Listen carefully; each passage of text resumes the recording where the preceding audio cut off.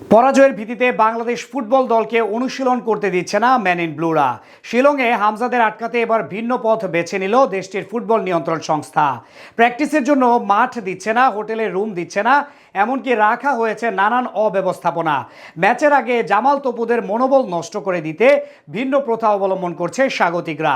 বাংলাদেশের ভয়ে সুনীল ছেত্রীদের এমন অবিচার, অপেশাদারিত্বমূলক আচরণ নিয়ে বাকিটা জানবো রিপোর্টে। এক হামজার ভিত্তিতে পুরো একটা দল পুরোপুরি কুপঘাত। দক্ষিণ এশিয়ার সেরা দল হওয়া সত্ত্বেও বাংলাদেশকে নিয়ে দুশ্চিন্তা করতে করতে রাতে রীতিমতো ঘুমাতেই পারছে না ম্যান ইন ব্লুরা। কি করবে, কিভাবে আটকাবে এবং কোন প্রথা অবলম্বন করে জিতবে তারা, সেই কথা চিন্তা করতে করতে স্বাস্থ্য ঝুঁকিতে পড়েছে হয়তো সুনীল ছেত্রীরা। তাই তো বাংলাদেশের ফুটবলারদের অনুশীলন করতে দিচ্ছে না, হোটেলে রুম দিতে গড়িমসি করছে, এমনকি বিড়ম্বনা সৃষ্টি করছে বিমানবন্দর থেকে লাগেজ দিতে। ম্যাচের আগে এমন নানান ধরনের বিতর্কিত কাণ্ড ঘটিয়ে হামজাদের মনোবল নষ্ট করতে চাচ্ছে স্বাগতিক দলের ফুটবল ফেডারেশন। দক্ষিণ এশিয়ার সবচেয়ে দামি ফুটবলার এখন বাংলাদেশের, এমনকি উপমহাদেশের একমাত্র ফুটবলার হিসেবে বর্তমানে দুনিয়ার শীর্ষ লিগ ইপিএল এ খেলেন হামজা দেওয়ান চৌধুরী। টাইগার স্কোয়াডে তার যোগ দেওয়ার পরপরই পাল্টে যায় পুরো দলের চিত্র। বর্তমানে সাউথ এশিয়ার সবচেয়ে দামি দলটার নামও বাংলাদেশ। সেদিক থেকে 25 তারিখ পার্শ্ববর্তী দেশের বিপক্ষে মাঠে নামার আগে কিছুটা হলেও আত্মবিশ্বাসের দিক থেকে এগিয়ে আছে হেভিয়ার কাব্রেরার শিষ্যরা।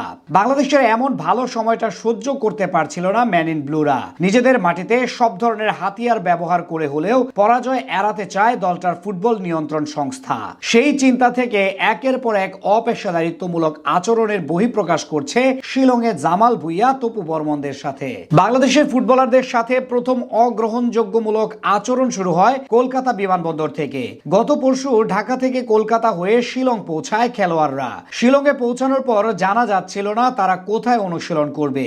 দলের ম্যানেজার আমের খান জানিয়েছেন শুক্রবার দুপুর পর্যন্ত নিশ্চিত ছিল না দলের অনুশীলন স্থল। অবশেষে বিকাল 3টার দিকে জানানো হয় অনুশীলন নর্থ ইস্টার্ন হিল ইউনিভার্সিটির ফুটবল মাঠে হবে, কিন্তু মাঠটি ছিল অসমান ও অনুপযুক্ত জানিয়ে হতাশা প্রকাশ করেছেন বাংলাদেশের কোচ হেভিয়ার ক্যাব্রেরা।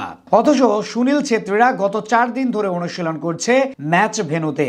এদিকে শিলং পৌঁছানোর পর বাংলাদেশের জন্য নির্ধারিত হোটেলেও দেখা দেয় সমস্যা। পর্যাপ্ত রুম বরাদ্দ না থাকায় অনেক সময় লবিতেই অপেক্ষা করতে হয়েছে ফুটবলারদের। পরে বিষয়টি মীমাংসা করা হয়। এছাড়া ঢাকা থেকে কলকাতা হয়ে শিলং যাওয়ার পথে 16 জনের লাগেজ হারিয়ে যায়, যা মধ্যরাতে এসে পৌঁছায়। একের পর এক এমন কাণ্ড ঘটিয়ে মনোবল নষ্ট করে দিতে যাচ্ছে লাল সবুজের প্রতিনিধিদের। তাদের এমন অগ্রহণযোগ্য আচরণের বিপরীতে কড়া জবাব দিয়ে রেখেছে বাংলাদেশও। এই নিয়ে টাইগার ম্যানেজার আমের খান বলেন, এটা তাদের হোম ম্যাচ, হোম অ্যান্ড অ্যাওয়ের অ্যাডভান্টেজ যদি এভাবে নিতে চায় নিক। আমাদের এখানেও কিন্তু হোম ম্যাচ আছে, আমরাও যদি অ্যাডভান্টেজ নিতে চাই দিতে হবে। যাই হোক, এগুলো কোনো কথা না। দিন শেষে সব জবাব দেওয়ার পালা 25 তারিখ ম্যাচে। সেখানে নিজেদের সর্বোচ্চটা উজাড় করে দিয়ে যদি তাদের হারানো যায় সেটাই হবে সেরা বদলা।